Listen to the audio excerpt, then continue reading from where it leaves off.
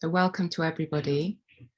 I wanted to offer something that's been very supportive of me as somebody who became kind of, how I called it, was harpooned by the climate and ecological crisis as a result of a friend taking me for a long walk in the woods in autumn 2019. And yeah, it took me about 3 months of grief initially to take stock of what she told me, what I'd really felt in my body, really. And then after that, I became involved. I did quite a few actions and supported Extinction Rebellion for a while. But today, what I'd like to do is just share how the system of practice, as we have it in Triratna, can be used as a support to face and deal with all the different range of things that come up for us as individuals as a result of being engaged with the climate and ecological crisis. So the talk or the workshop is called Using the Mythic Nature of the Triratna System of Meditation Practice to Align Ourselves with Taking Skillful Action for the Climate Emergency. And the purpose of the session is it's kind of partly meditation, partly reflection. You may want to have a little pen and paper available where you can jot anything down if it arises for you. It may not, but you may want to take a note of something as it arises if you'd like. And the aim is that by going through, we're going to spend about 50 minutes going through each of the different areas, each of the different gateways of the system of meditation practice. And we're going to look at how this can be reimagined and mythically entered into to be a source of support for us to resource ourselves, to find the next appropriate action for us to take. You know, what is the appropriate action for our body, for our emotion, for our nervous system, for our social context? You know, what is the action that feels right for us to take next? And for some of you, you're already clear about that and you're doing it and you feel comfortable with what you're doing, and it may just be a way of feeding into the resilience to keep doing what you're doing. And for others, it may be, quite a few people say, I feel so overwhelmed, I just don't know where to start, I don't really know what to do. So hopefully it could be a way of just finding your particular spark and your unique contribution. Because, whatever we do, we're being a beacon for others, and however large or small our actions are, they are contagious. So acting is important as well as talking, reflecting.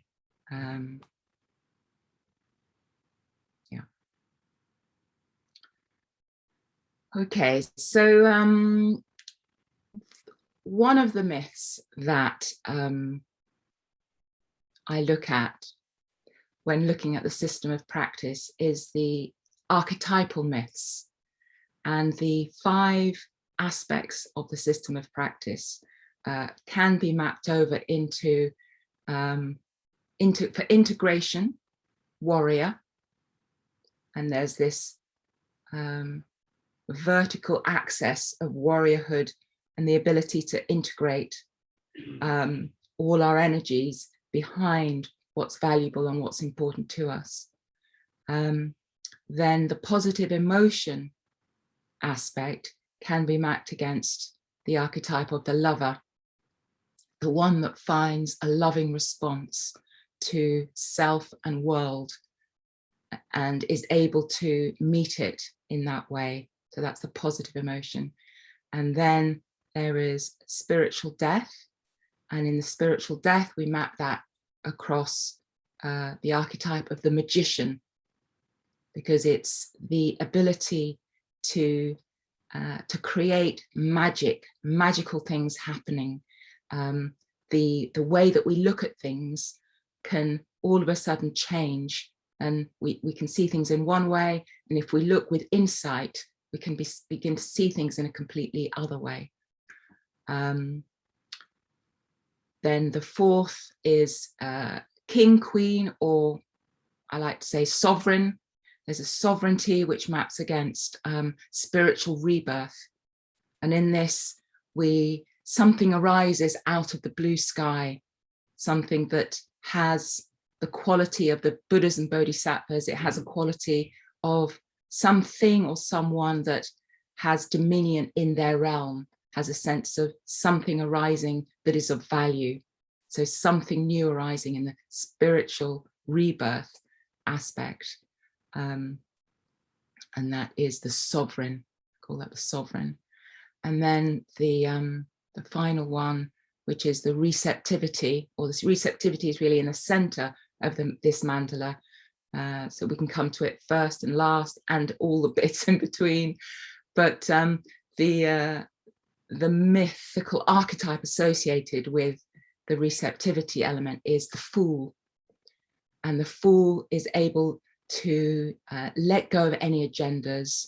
The fool is able to play. The fool is able to act, but the acting isn't a burdened, weighed down, heavy act. It's an intuitive moving towards what is needed in a way that's completely consistent and has integrity and is an authentic expression of what's alive for the fool in that particular moment. And I particularly like the aspect of just not taking ourselves too seriously with it all, just allowing that to flow.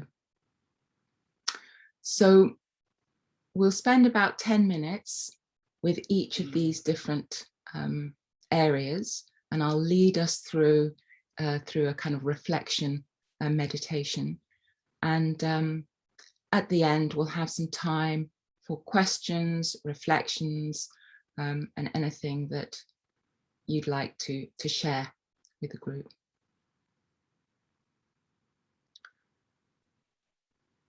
So we're just beginning by settling ourselves in meditation, in our posture, arriving in our posture.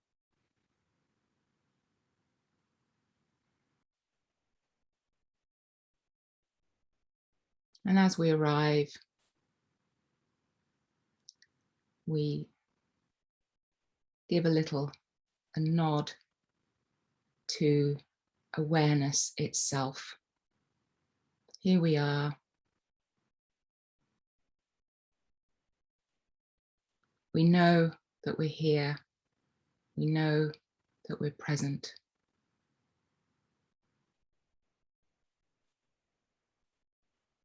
In this body.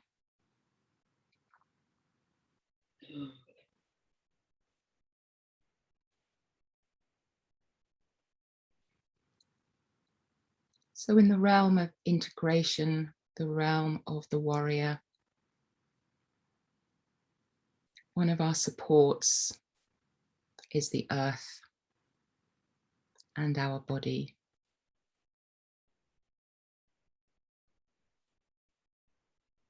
We can just spend a few moments connecting with the earth, sensation of where our body meets what is firm beneath us, around us.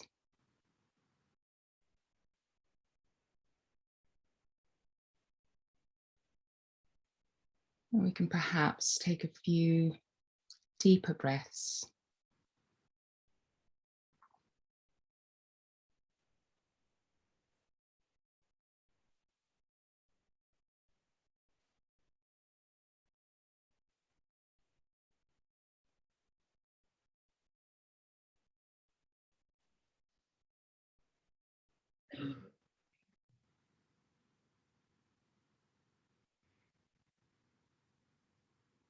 And we can feel our sitting bones and our weight moving down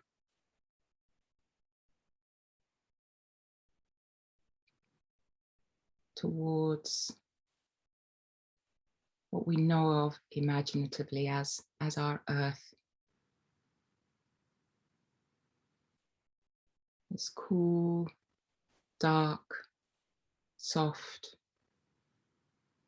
earth that receives all things.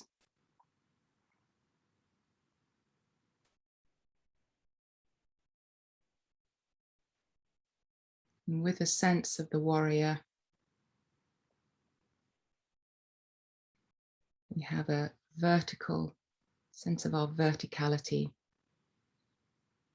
our spine rising up from our pelvis, the crown of our head, feeling for the blueness of the sky.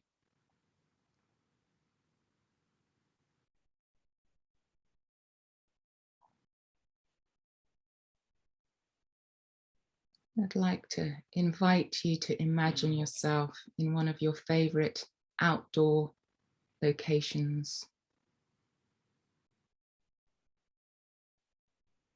Perhaps under a tree, by a river, by the sea. You have a sense of this earth and the nature all around.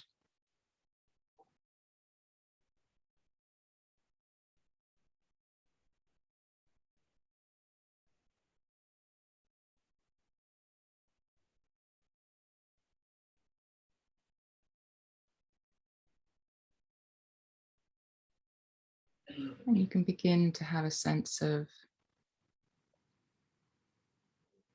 breathing in from the depths of the earth up through the sitting bones. And as you breathe out, just allowing yourself to let go and to relax.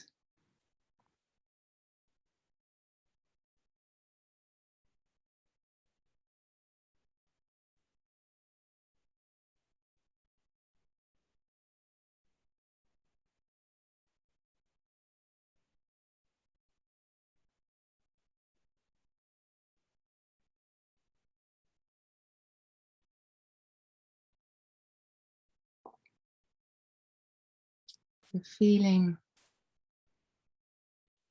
any sense of your connection with this ground, with this earth.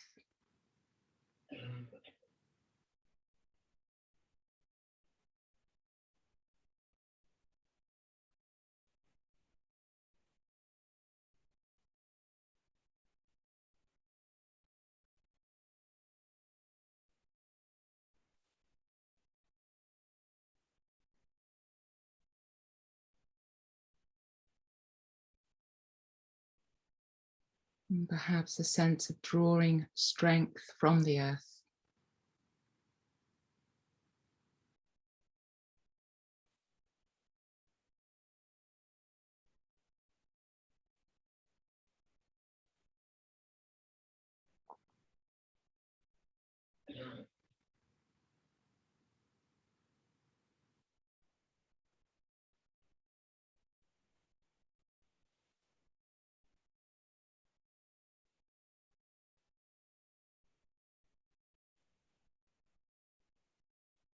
And we have a beautiful image from our Buddhist tradition of the Buddha sitting on the earth beneath a tree, having vowed to discover the truth.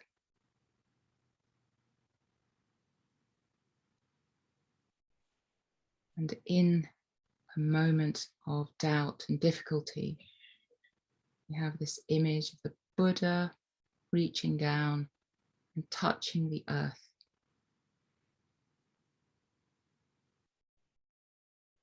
Touching the earth, touching stability.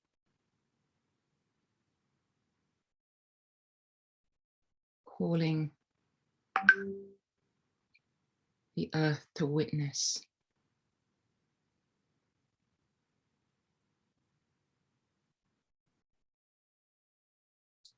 his actions over many, many lifetimes.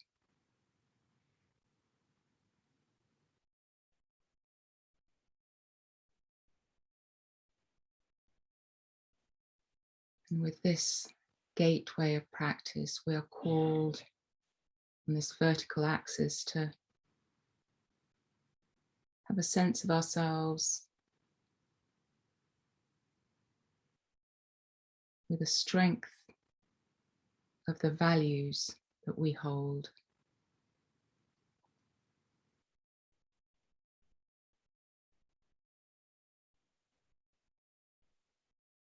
So values that we've been acting on for many, many years.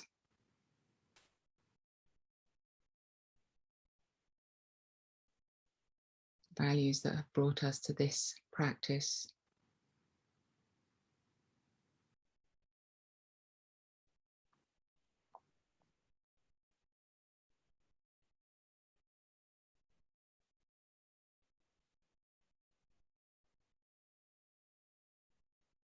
And I invite you just to feel, what does it feel like in the body when you are acting from your values?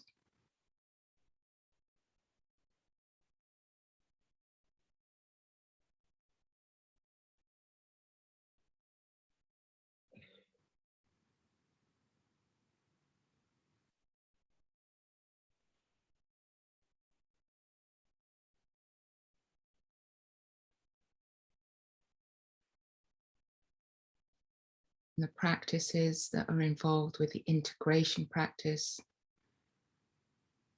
are all about strengthening our ability to return, to be able to keep returning to what we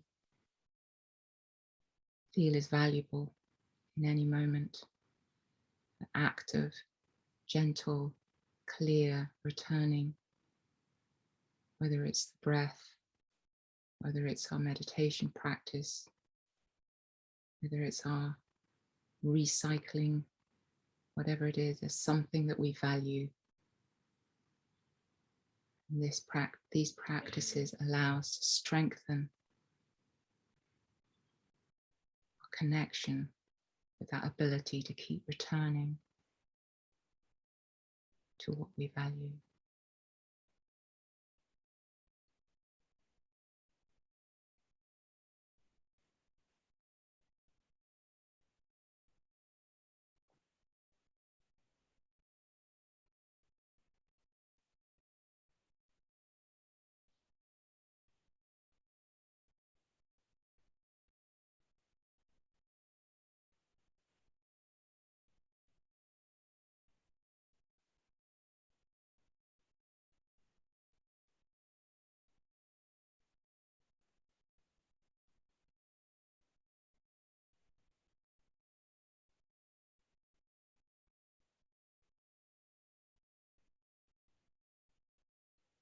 Having a sense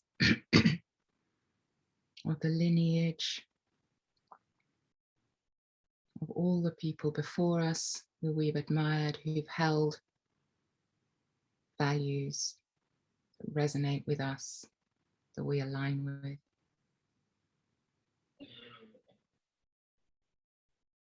And with our own intention, clear intention, clear-eyed intention of the warrior to keep acting skillfully with strength and power to inhabit our values.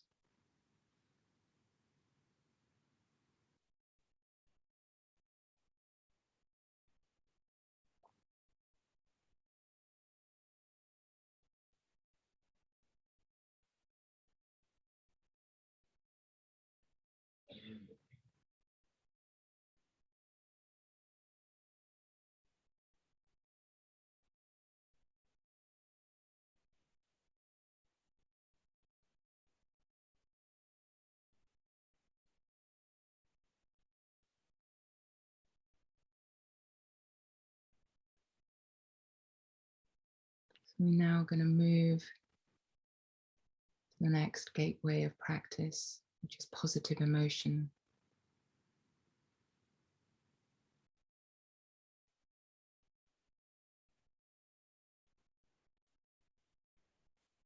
And this archetype as the resonance or quality of the lover.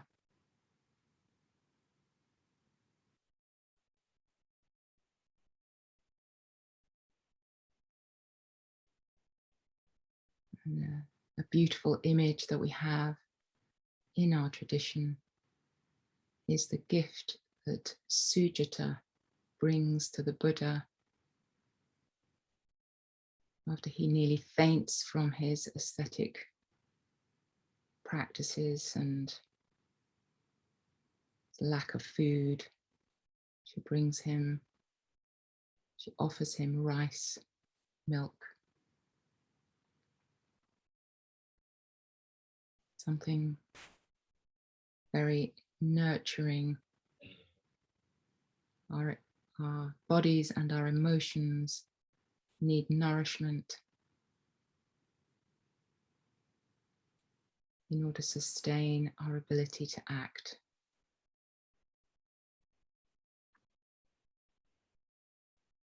So with this gateway, we're thinking about actively offering ourselves the sustenance for building and maintaining positive emotional states. And with climate and ecological emergency, we can get familiar with the emotional states of horrified anxiety or righteous indignation. And with this aspect of practice, we're making a commitment to bring metta, karuna, mudita, upeksha to our responses to the climate and ecological challenges that we face.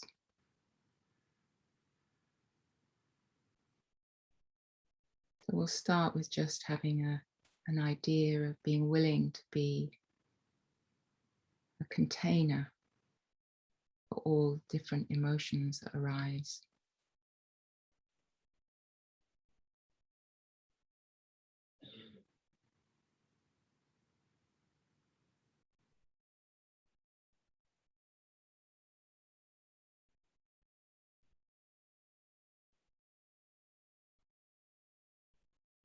In a sense of bringing loving kindness to the fact that we are emotional beings, beings with emotions.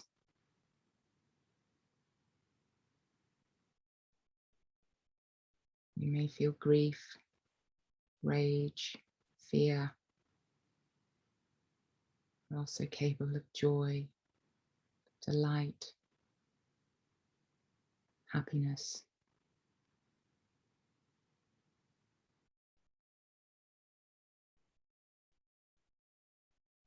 Just bringing a sense of acceptance, loving acceptance.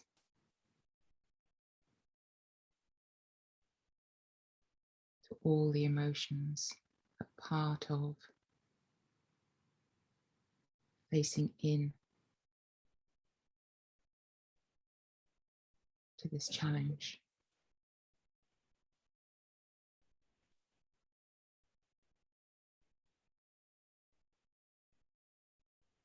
And perhaps recalling different emotions you may have had while listening to the talks over the weekend or in the past. And is there a particular difficult emotion that you have a tendency towards when facing in?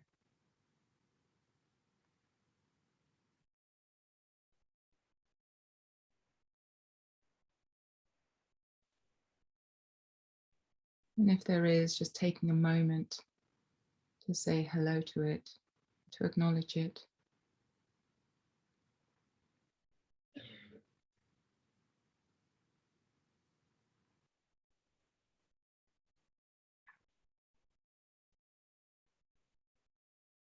Yes, you are there.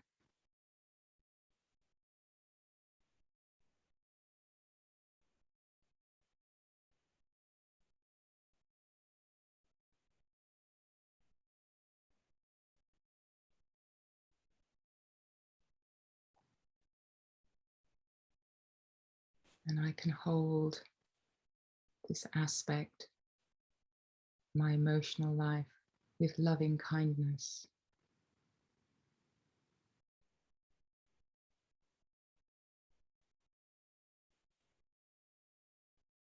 With acceptance.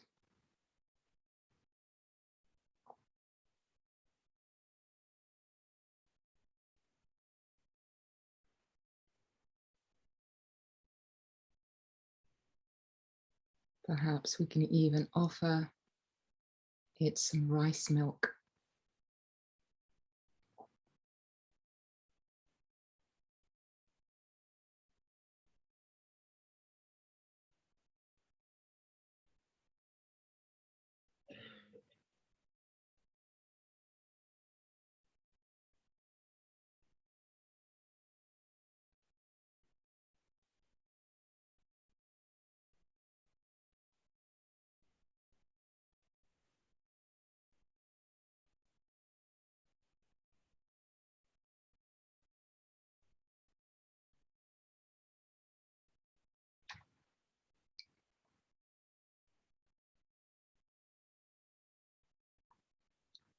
The opportunity,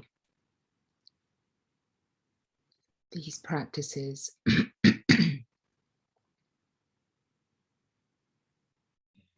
for them to be a crucible to meet and face difficult emotions.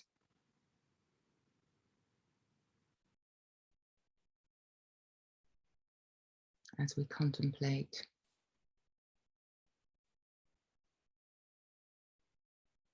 the issues and areas of concern, we don't want to shut ourselves off from our emotional life. We want to keep resourcing ourselves to be able to be with these feelings with loving kindness.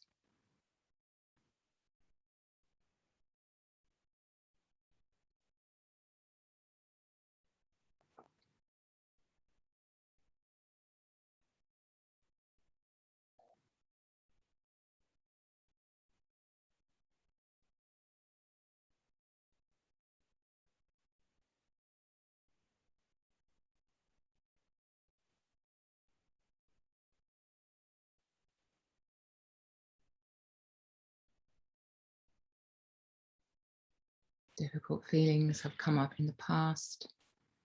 Difficult feelings will come up in the future.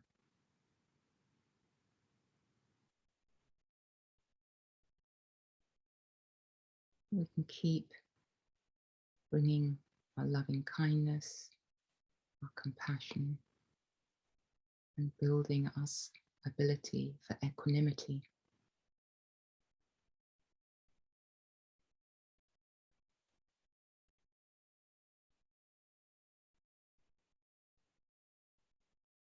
And we can connect with all the other human beings, also with their different range of emotions.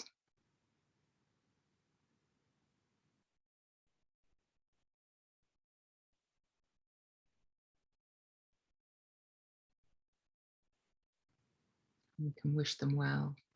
May they find ways of working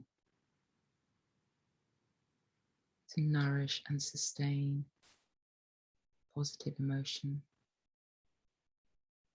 regardless of the circumstances,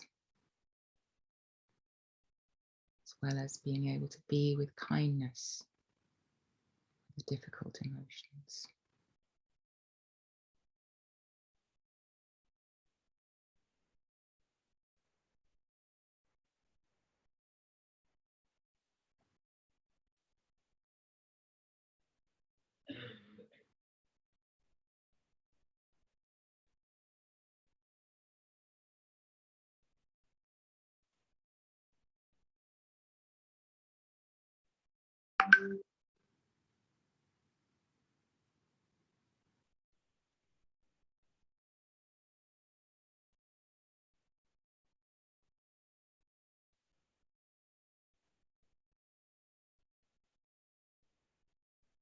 So now we move into the third gateway of practice, spiritual death. It can be thought of as the archetype of the magician.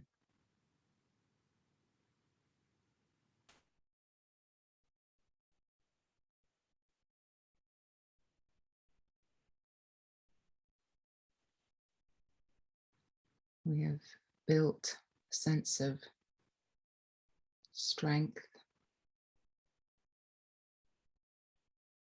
We've built a warm heart. And so we're ready to look at things more deeply.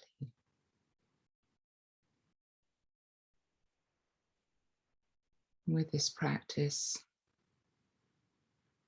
the image that can be valuable is seeing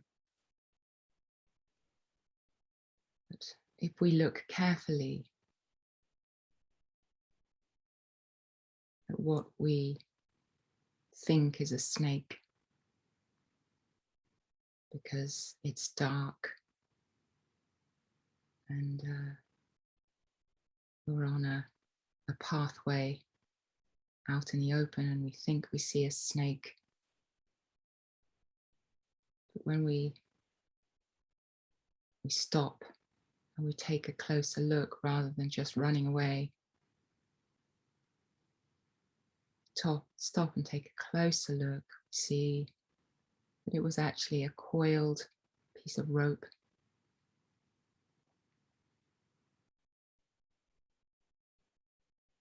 And as if by magic,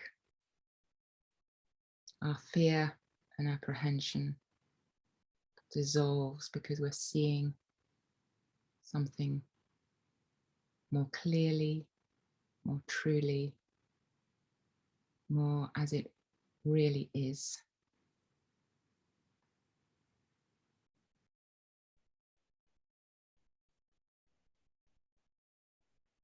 So with this practice, we're developing our capacity for insight, our willingness to face into an unresolved question or a difficult emotion,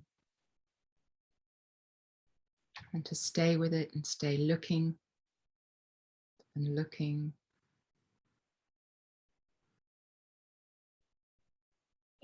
until something is freed. We're freed perhaps from our resistance or our inertia or our false views.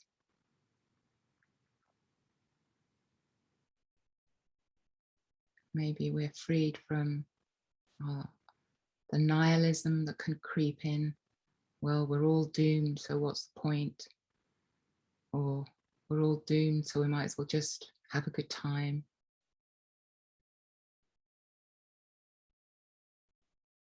In this practice, we consciously bring a view, a question, a difficulty, and we're willing to sit with it.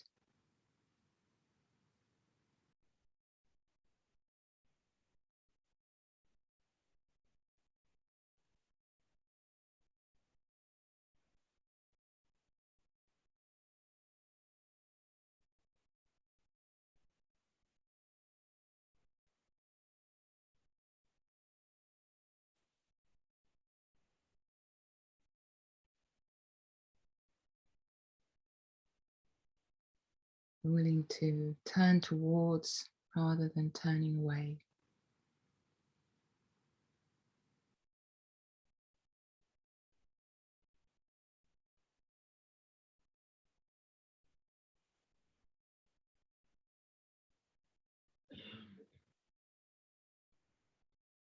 By turning towards and by looking deeply,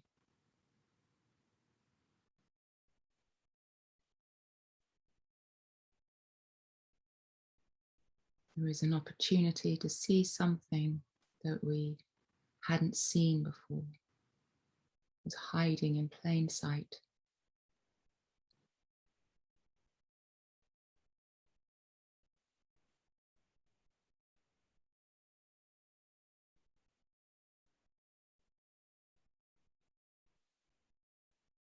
something about the situation or the challenge or unresolved issue gives us more of a sense of freedom.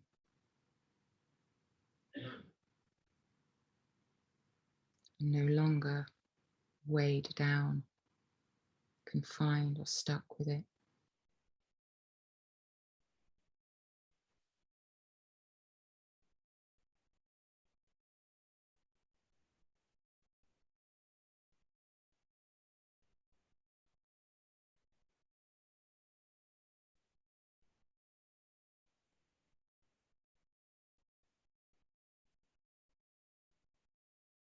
And the mind does not like to stay with things that it doesn't have answers to. It will keep trying to move away, trying to be busy with other things. We can gently and firmly bring it back.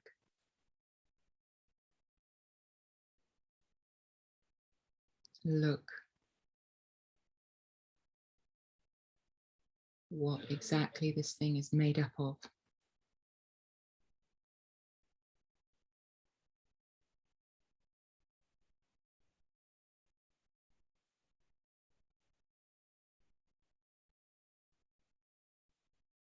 Perhaps it isn't as solid and fixed as we imagine it to be.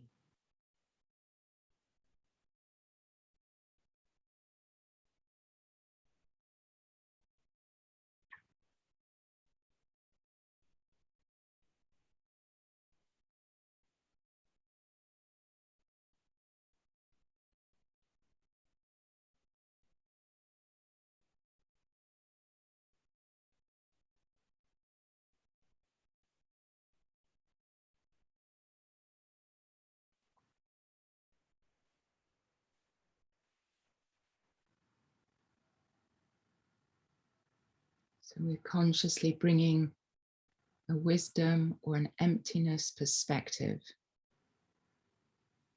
to what arises for us when facing the ecological and climate challenges. We're not falling into using these to justify a lack of action, but we're using it to free ourselves from habits or resistances that stop us and keep us stuck.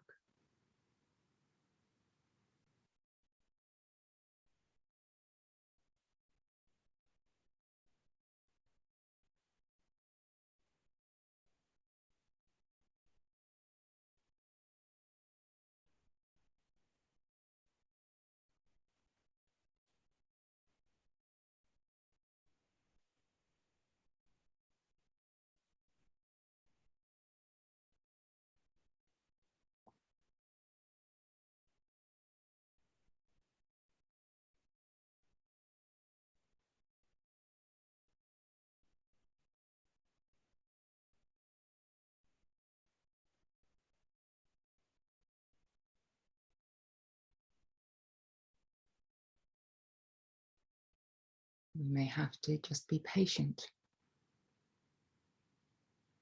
Nothing much may arise over various sittings.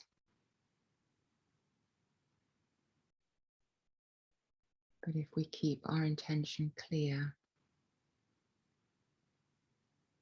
and we keep faith with possibility of seeing something new,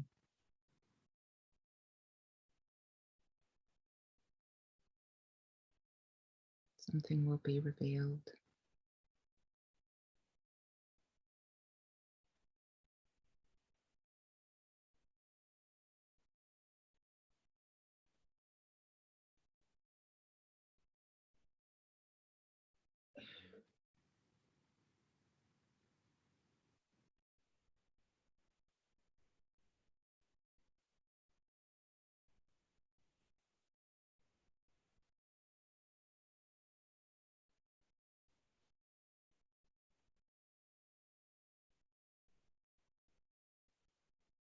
So moving into the fourth gateway of practice,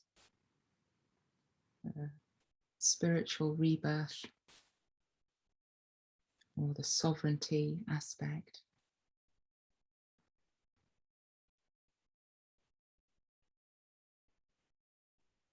This is where we're giving space for something new to arise from the blue sky.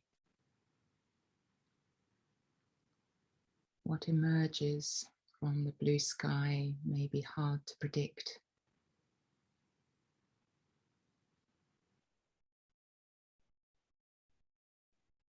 But various different people have spoken about the eco-sattva.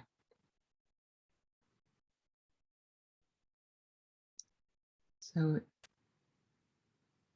spiritual rebirth aspect of practice is often associated with our imaginal faculties and bringing them into relationship with Buddhas and Bodhisattvas.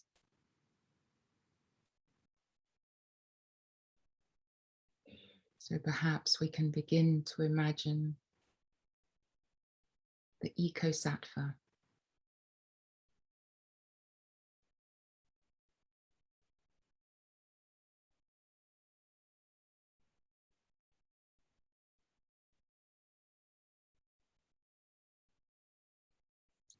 And what their actions might look like.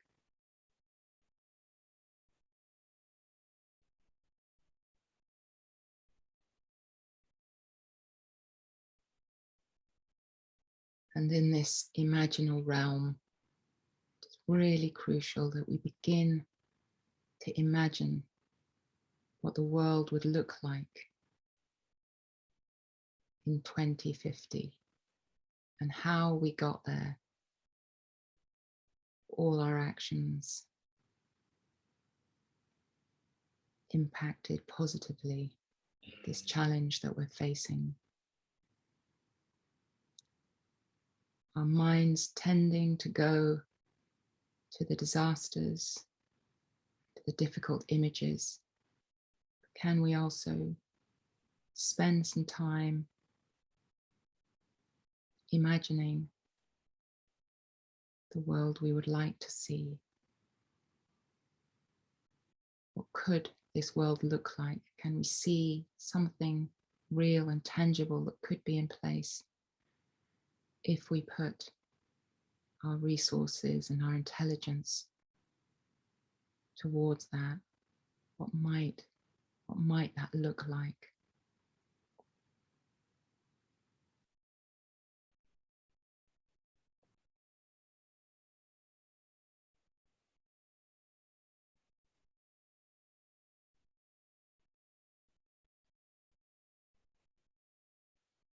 Might it look like to have a completely different transport system? Might it look like to not be reliant on fossil fuels?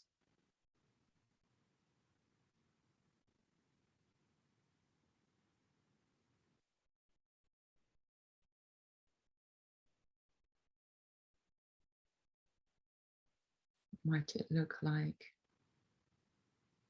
for food production? What might it look like for communities who've been displaced?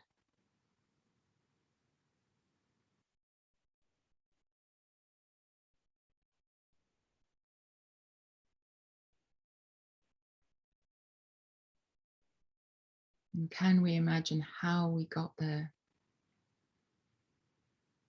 What are the things we did? What are the conversations that we had?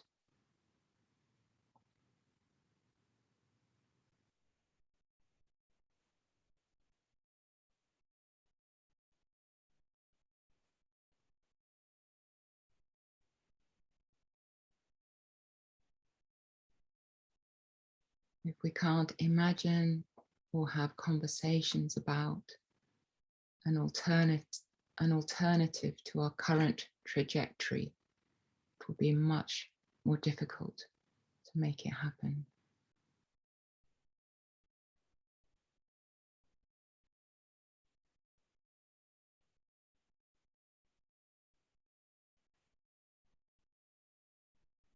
And we make imagining part of our eco-sattva practice. Imagining what could be and what we did to get there. And having conversations with people about our thoughts and our ideas. And supporting other people's wild thoughts and ideas. Giving each other encouragement. Cheerleading each other.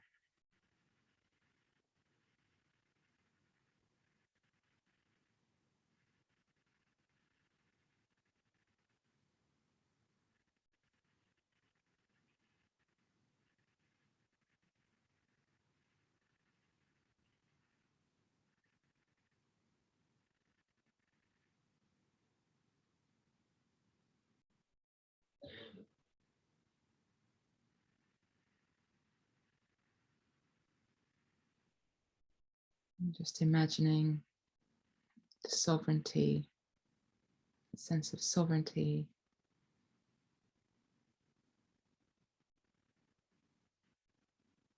sense of being in connection with a valuable dominion.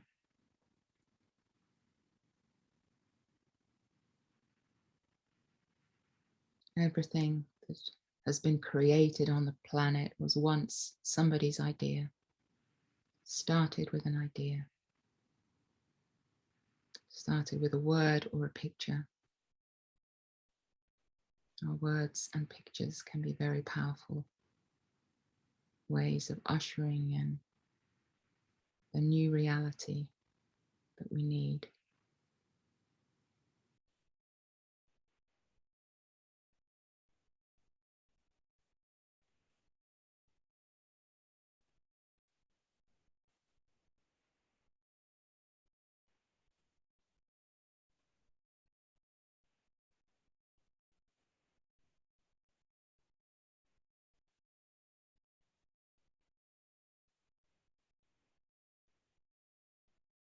Lastly, we come to receptivity as a gateway of practice, and the archetype of the fool, the jester, who gives up any need for any particular result and takes playfulness as seriously as any other agenda.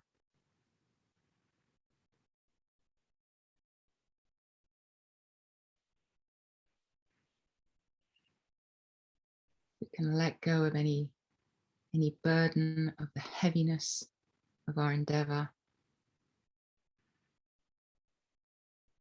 We can have mischief in our eyes.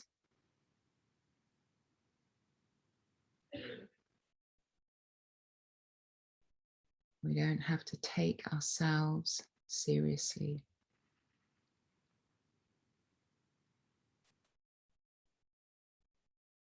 We can allow any new shoot of possibility for what action we might take. We might allow that to emerge.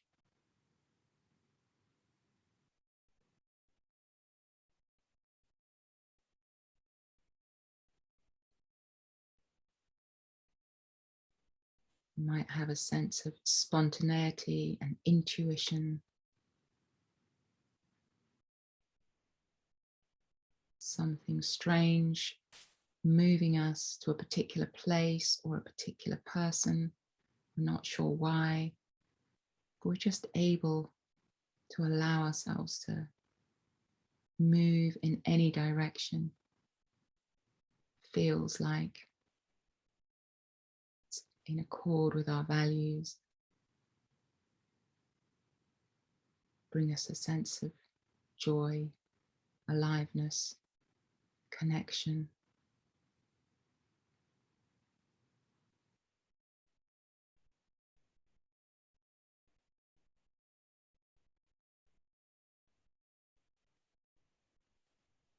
And just reflecting, is there anything that I'm already doing?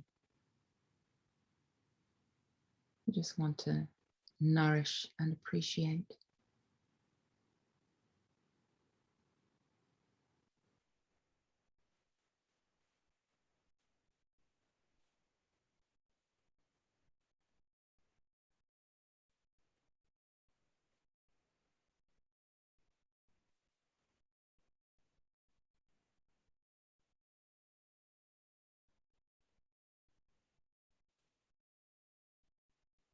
And is there anything that I've heard over the course of last evening and last day? Anything that anyone else is doing, or any ideas that you've had, that you just feel drawn to? It doesn't even have to make particular sense or have a logical reason of why it might be useful. It just speaks to you or calls to you in a particular way. Can you tend that green shoot with the devotion of a mother bird feeding her chicks?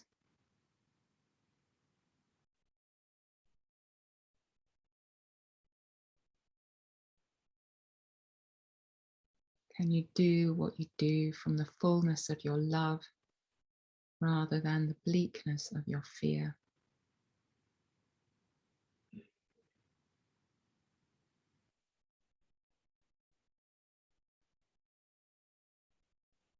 Can you have a sense of, or can you seek out all the miraculous things that are occurring all the time? Extraordinary actions and ideas and innovations that are already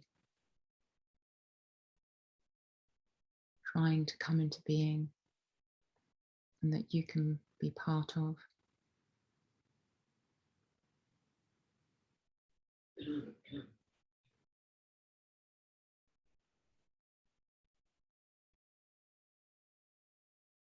And can you, with that energy of the Fool, see the ridiculousness of persecuting yourself for things that you haven't done, but rejoicing and taking comfort in any actions that you've taken, however small or however heroic.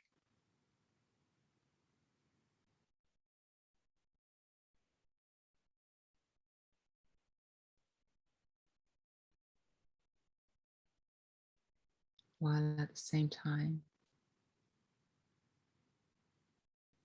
not having to take them too seriously at all.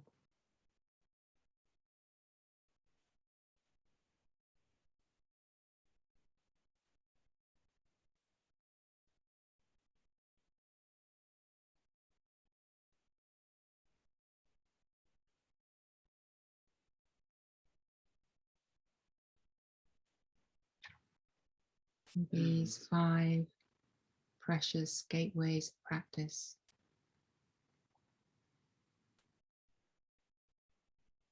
can be used and shared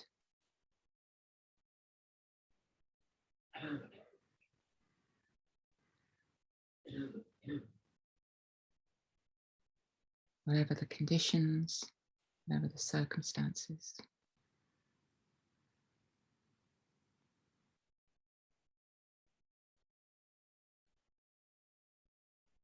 It will allow us to deepen and strengthen our practice and allow us to act lovingly and skillfully and joyfully for the benefit of our precious planet.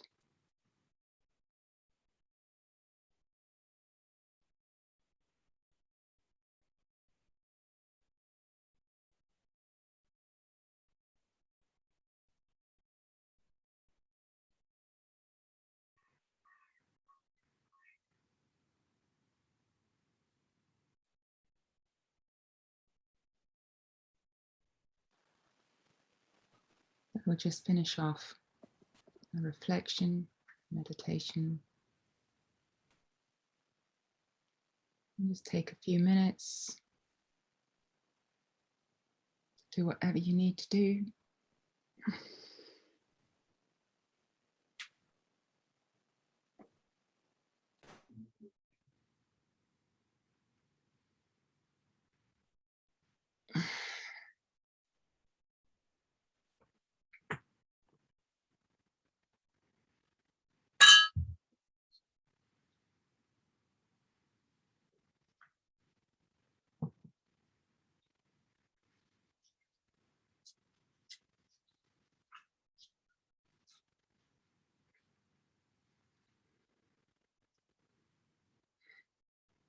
And if you did, during the course of that reflection,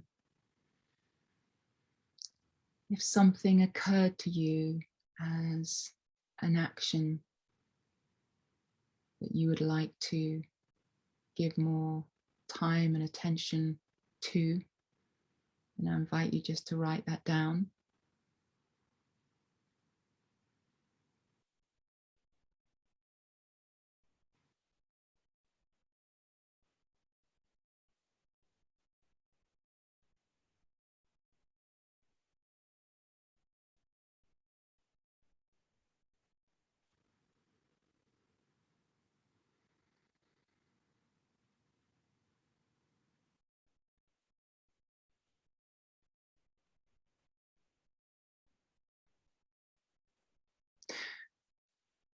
So, yeah,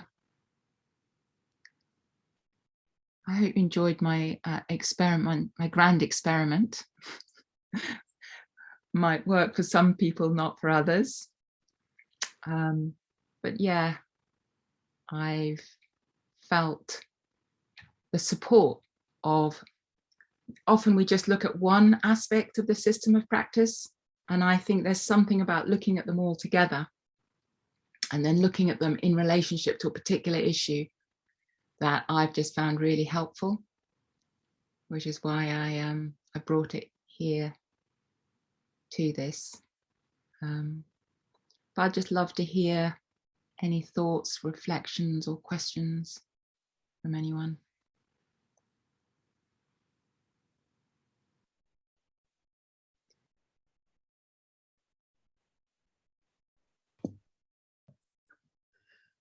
I just wanted to say thank you very much. I really appreciated that. And it was very strong. Yeah, it really worked well for me. It was making me think, gosh, there's a whole day retreat doing that sequence somewhere. Loved it. Thank you. Yeah, for many years at the village retreat in the family-friendly Buddhafield retreat, we had a day for each of the archetypes and went through it, each of them over 7 days. Had a day arriving and a day leaving, and then the 5 in between. And we did all kinds of different things with them, rituals and we kind of so that, yeah, they can be done in 5 minutes or five years. But yeah, particularly addressing things that are important to us.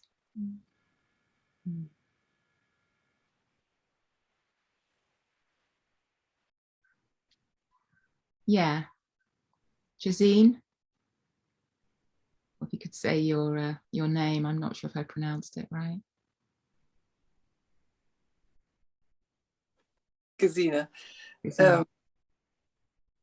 I enjoyed also, it spoke to me, and it's the first time I heard these archetypes, and I like the different energies of each type.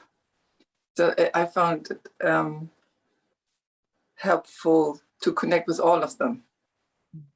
So I feel joyful,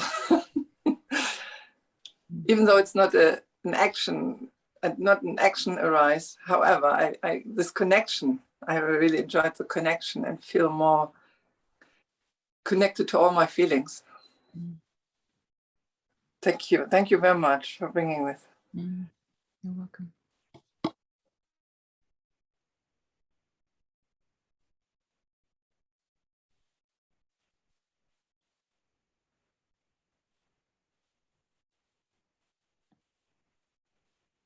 Yeah, Christine.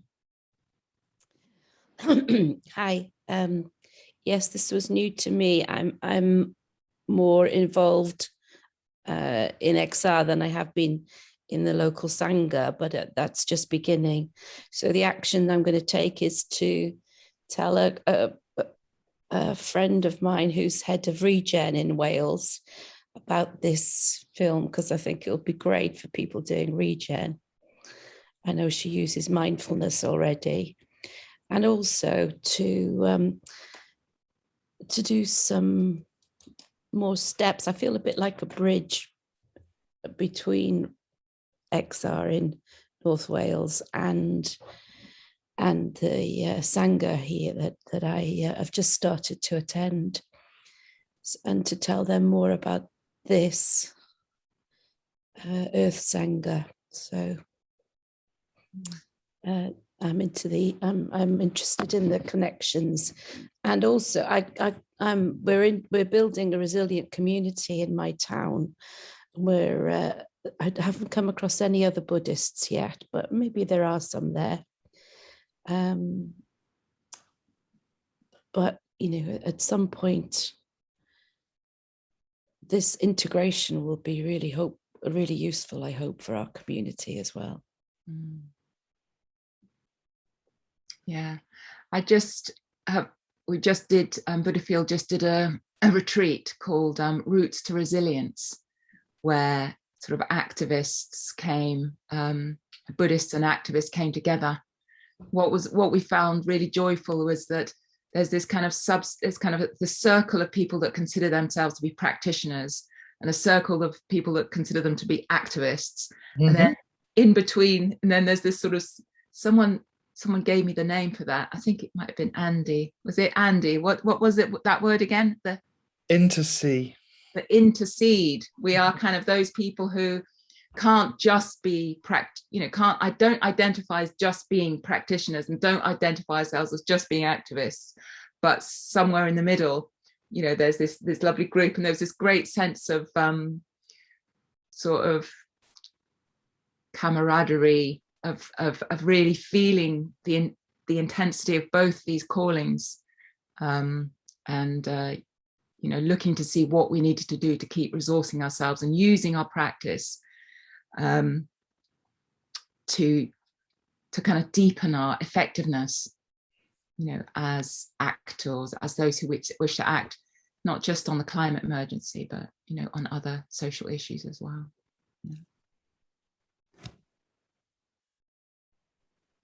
Yeah, Andy. I'd just like to say really, really big thank you. It's given that practice and all of this, given me so much, all of us, so much power to turn eco-anxiety into eco-positive love and joy. And what you said about turning the bleakness of fear into the fullness of love is so incredibly powerful. And what I really love is the idea of us being able to develop our inner spiritual practice with our outer activism. You can't have one without the other. And the whole joy of this is, and your meditation just really helping give very powerful tools for turning eco-anxiety into positive love and action. And it's just wonderful to be able to do. Thank you. Thank you. Yeah, Renew. Oh, can you unmute yourself? Yeah. All this time and still that catches me out. Thank you so much for the lovely meditation. It was really interesting to me because I found some of it difficult to do, this kind of the positive imagining of a future and so on. And I instinctively sort of say, I'm not very good at creating images, that doesn't come easily to me. But it kind of pulled a couple of things together. So one is I have an image of the future, but I describe it based on negatives, a future without the reliance on fossil fuels, a future without, it's actually quite a negative way of phrasing the future. But one thing that came to me is there will be many people in that meditation who do have that positive view, are able to come up with that image. And so for part of me, it was like an image of where the people who have that image have a clear voice and are able to speak, and I can hear it. So it came from me that, the thing you asked us to write down is I need to, I really feel a strong urge now to try and connect with people who can voice that positive image, because I can't. But it was a really lovely, thing to have that come up in the meditation, and it left me feeling very positive. So thank you so much again.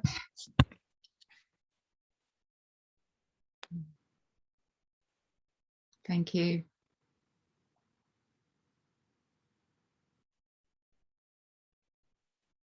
I think we have time for maybe one or two more. I think it's interesting on that point. It really struck me recently. I listened to two really, really long podcasts. One was like 3 hours busting like 31 myths of humanities, and it was like 3 hours long, and another was like 2 hours long, and both of them right at the end they said, and it really grabbed me, it's like we've got to start talking and imagining how we want it to be, because we are spending, I mean, it's good to look at the car crash, we got to look at the car crash as well, but actually if we spend all our time gazing at the car crash, we're not gazing at the possibility of the new road and the new car and the different, we've got to spend at least as much energy on that as we are, in looking at the difficult things, because if we can't imagine them, we're not going to be able to make them happen, or they're not going to come into being. So I think that's a really good point, and encouraging people to say what their things are, what their images are, and having a space to do that, I think would be really a lovely evening, to have an evening with that, imagining it. And that's one of the things we did around the fire on our retreat, is we all just spoke the things we'd love to see, and it was beautiful. It was really, really beautiful. Vimla Raja.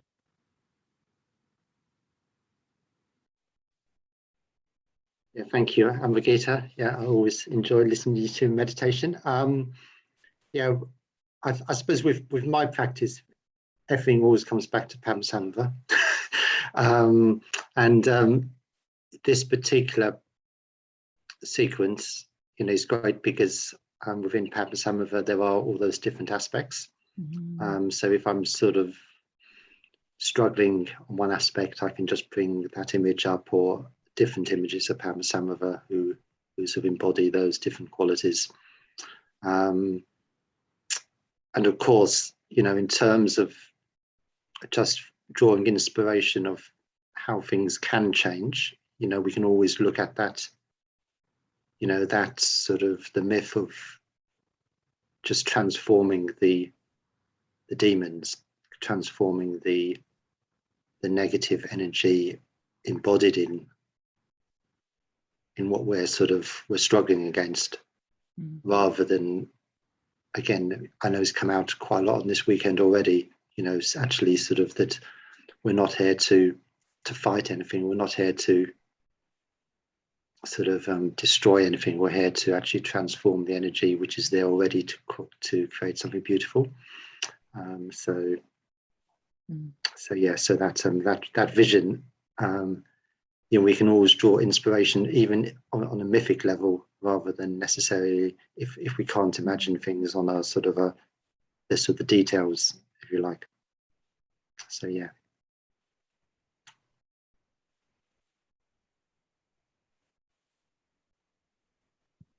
Thank you very much. That's beautiful.